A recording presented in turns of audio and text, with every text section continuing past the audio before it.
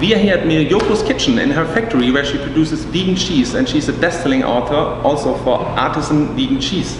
The cheese is in front of us, and I just had the chance to try it. It's amazing. So we hope that the cheese will be soon available in Germany. Till then, you can cook some of the cheese out of her book that is available in Germany now too. Thank you very much for letting us show your facility and have a look around and let us try your amazing cheese. Well, thanks for visiting. Thank you very much.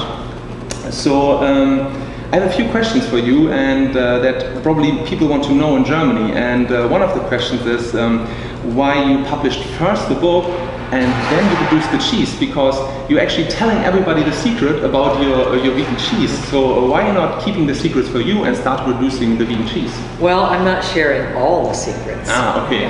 And you know, even if I did share all the secrets, cheese making is a labor of love. It takes time, it takes work, and a lot of people don't want to put in the effort. You know, people like fast food. Yeah. Even if they want slow food, they want it fast. So they don't want to take the time to make it. So that's why we're making this cheese. I mean, it's the same thing. Even the dairy industry, people could make dairy cheese at home, but they don't want to. But why did I write that book initially?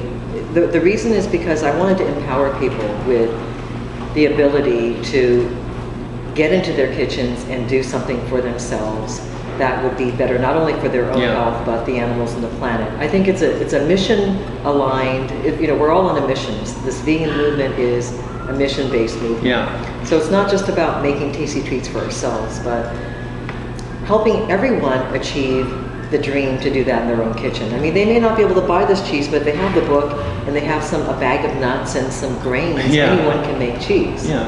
Thank you very much. That's good. So you're looking back actually for 3 decades of living as a vegan. So what do you think changed the most during the past decades? Oh, I think the internet had a huge impact on the growth of the vegan movement.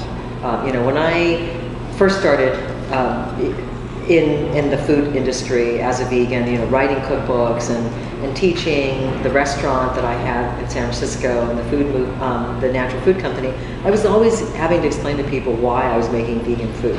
I actually had a cake business and I was baking vegan cakes, and people would just say, well, why don't you just use eggs and butter? Why are you doing this? Why are you adding tofu to this or whatever?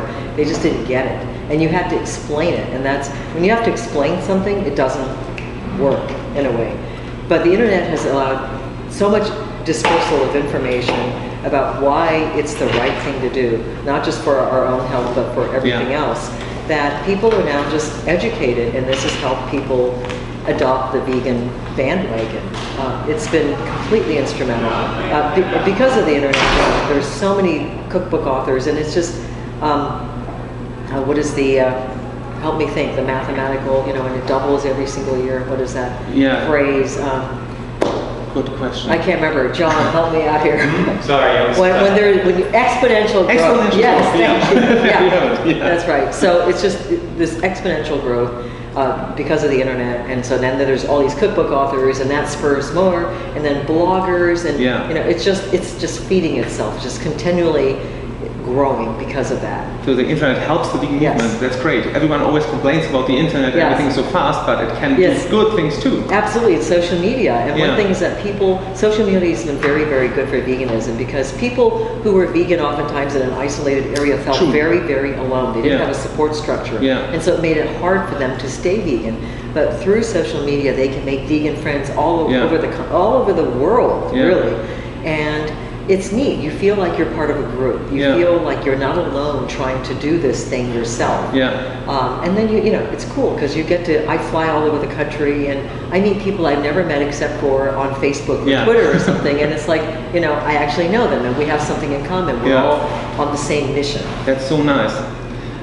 So as an entrepreneur of the vegan movement, as a former restaurant owner, what do you think is being vegan in the next 20 years? I know it's hard to predict the future, but as you have seen the potential in the whole veganism, so what do you think will change? What do you think, how is it for me to be vegan in 20 years?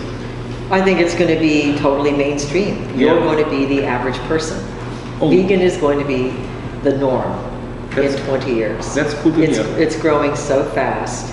And there was an article that came out in just a very mainstream food industry magazine that talked about precisely that, how veganism is going mainstream.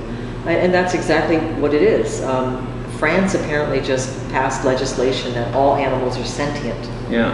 And so I don't, how that's going to affect their food choices is yet to be seen. Yeah. But there's going to be more and more awareness, and just a critical mass will be reached because we have to make changes. We are running out of resources. We're running out of space on this planet. We're running out of food to feed the billions of people that are on this planet. Yeah. And here is something we can do 3 times a day.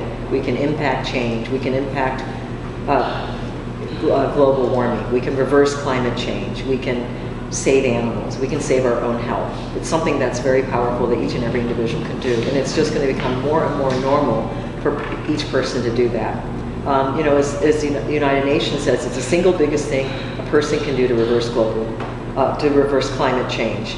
And at some point, it's going to be absolutely essential because there's not going to be any fish left in the sea. They're predicting that there won't be any fish by 2050. It's going to be harder and harder there's a drought in California. 51% of water is used for animal agriculture. And it's going to be harder and harder to obtain milk and meat and animal products. So it's going to be the norm, not just because it's the right thing to do, but out of necessity. We have to. We have to. Yeah. Interesting. Let's see how the future looks. Yes. Let's hope it's like this, like you said, for a good cause, not only for us, for the humans, not only for a cause for the nature. No? So in your upcoming book, the Homemade Vegan Pantry, it's called, that hopefully comes up in Germany too.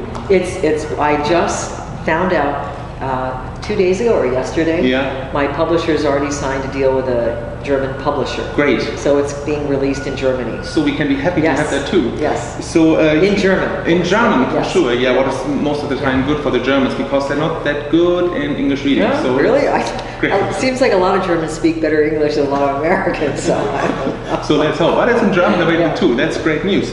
So you have their basic recipes, solid recipes for cookie dough, I read mayonnaise, bread dough, so every basic recipe. So why you thought about publishing this book and not something crazy fancy, what you can do with vegan food? It's just basic solid recipes. What was it? Well, they are basic solid recipes, but here's the thing. A lot of people want to eat slow food, real food, do it yourself, DIY in English. But people get tired of cooking. They don't want to spend the time in the kitchen. Yeah. So it seems like it doesn't make sense to have to go and make your own butter and your own mayonnaise and your own ketchup. But on the other hand, it can actually save a lot of time because you can, first of all, you know exactly what's going into your food.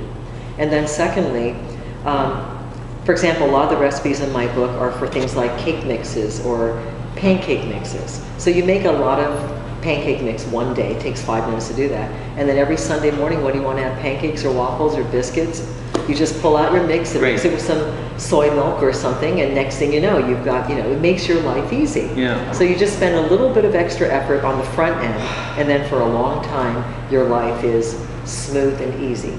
So there's also lots of recipes in there for all the dairy alternatives, such as sour cream, different kinds of cheeses, creamer, creamer for your coffee, things like that, butter, homemade butter.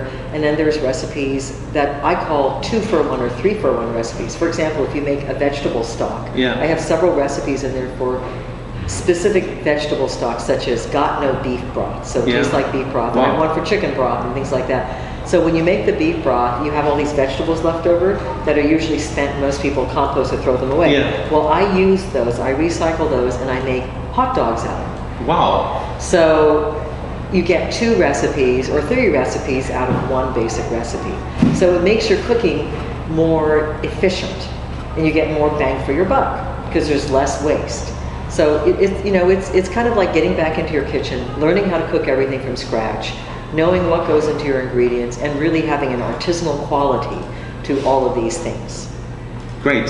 We are looking everyone looks forward to get your book in the hands and read about this amazing recipes you just told us about. Miyoko, thank you very much to inviting us to your cheese factory, and thank you for publishing the books in Germany too. Once again, and greetings to Germany from both of us. Thank you very much. Thanks, Konstantin. Thanks.